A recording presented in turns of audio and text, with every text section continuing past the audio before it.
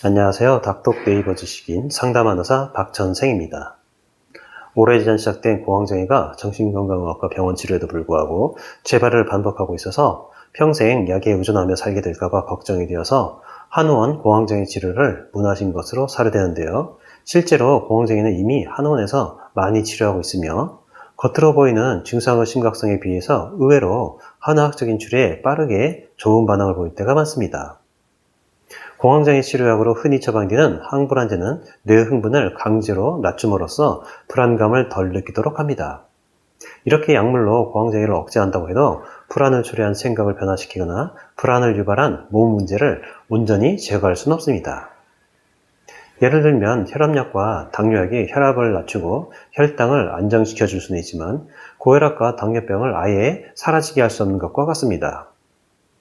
혈압과 당뇨를 치료하기 위해서 약을 잘 복용하는 것도 중요하지만 음식 조절과 운동, 그리고 스트레스 관리도 중요한 것처럼 공황장애와 같은 정신과 문제로 야기되는 불안과 걱정을 조절하기 위해서도 우선 몸이 건강한 상태가 되어야 하며 아울러 스트레스 조절을 통해서 마음의 평온도 지켜야 하는데요. 바로 한의원에서 공황장애를 치료하는 방법이 그렇습니다.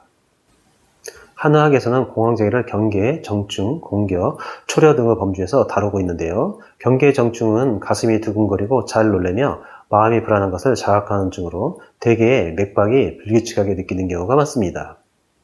한의학적으로 공황장애는 오장 중 심장과 가장 밀접한 관련이 있고 심장 자체만 병변이 있는 경우는 병세가 비교적 가벼우며 동반되는 증상도 적은 편입니다. 그러나 다른 장부 병변과 동반되는 경우에는 병세도 심해지고 동반되는 증상도 많아져서 치료가 다소 어려워집니다. 따라서 치료 시 심장은 물론 다른 장부 이상도 면밀히 파악하여 치료 후 선호와 완급을 결정하게 됩니다.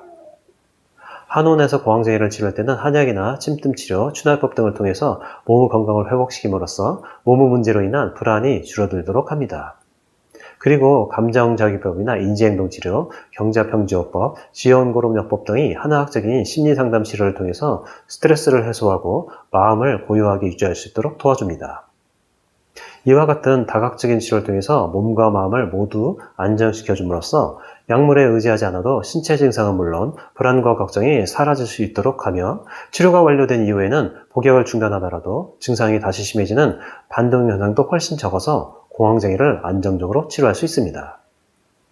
그런데 재발이 빈번한 공황장애의 특성을 감안하여 공황장애 증상이 사라지더라도 충분한 기간 동안 치료와 관리를 지속하는 것이 바람직합니다. 특히 공황장애가 잘 재발하거나 발생 주기가 갈수록 짧아지거나 증상 자체가 매우 심한 경우에는 약물 치료를 충분한 기간 동안 유지하는 것이 매우 중요합니다. 3살 버릇 여름 간다고 하는 것처럼 공황장애와 같은 신경정신과 질환은 잘 사라지지 않고 재발이 잦은 특성이 있기 때문에 반복 치료를 통해서 치료 효과가 확실히 뇌에 학습되어야 재발률이 낮아지기 때문입니다. 이러한 점 참조하셔서 가까운 원에서 정확한 검진과 자세한 상담을 통해서 공황장애가 재발하지 않도록 충분히 치료받으시기 바랍니다. 감사합니다.